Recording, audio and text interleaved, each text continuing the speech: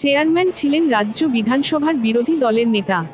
সেই ব্যাংকের নির্বাচনে একটিও আসন পেল না রাজ্যের প্রধান বিরোধী দল বিজেপি। পূর্ব মেদিনীপুরের কন্টাই কার্ড ব্যাংক নির্বাচনে মোট ৭৮টি আসনের সবগুলি দখল করল শাসক দল তৃণমূল কংগ্রেস।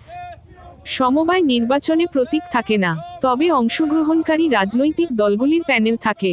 সেই দিক থেকে বিচার করে কোন দল ক্ষমতায় এলো জেনে যান সাধারণ মানুষ। আগামী বছর রাজ্যের বিধানসভা নির্বাচন, তার আগে পূর্ব মেদিনীপুরের দুটি বড় সমবায় ব্যাংক কন্টাই কো-অপারেটিভ ও কার্ড ব্যাংক নির্বাচনে নিরঙ্কুশ জয় মনোবল বাড়িয়েছে শাসক তৃণমূল কংগ্রেসের কর্মী সমর্থকদের।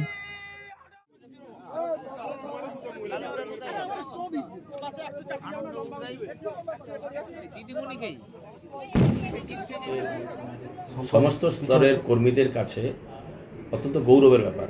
তার কারণ ৫-৭ দিন আমাদের সকলের প্রিয় নেত্রী, আমাদের মাতৃসম বাংলার সর্বজন শ্রদ্ধেয় মুখ্যমন্ত্রী মমতা বন্দ্যোপাধ্যায় বিদেশ সফর শেষে তিনি কিছু বিমানবন্দরে ল্যান্ড করলেন।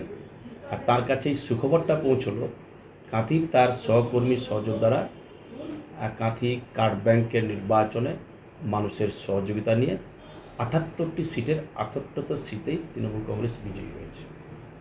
বিধানসভাতে আমরা কাঁথি সাংগঠনিক জেলার যে ৮টি সিট আছে, এই ৮টি সিটে ৮টিতেই তৃণমূল কংগ্রেস জিতবে, তার আগাম আভাস মানুষ দিয়ে দিলেন। আমাদের কাজ নির্বাচন করানোর, আমাদের কাজ ভোট জেতানোর, মানুষকে সঙ্গে নিয়ে দলকে সমৃদ্ধ করার। দলে কে পদ পাবেন, কন্টাই কার্ড ব্যাংকের কে চেয়ারম্যান হবেন, কে ভাইস চেয়ারম্যান হবেন, কে সেক্রেটারি হবেন, এসব কিছুই করবেন আমাদের প্রিয় নেত্রী মুখ্যমন্ত্রী মমতা বন্দ্যোপাধ্যায়। সম্ভাব্য কি রয়েছে আপনার? না, ওটা যা করবেন দিদি করবেন, দিদির বাইরে কিছু না। রাজনৈতিক প্রতিপক্ষরা নির্বাচনের আগেই হাল ছেড়ে দিয়েছে। হারলে অনেক কথাই বেরোয়, হেরো রামেরা অনেক কথাই বলবেন আগামী দিনে প্রচারে থাকার জন্য।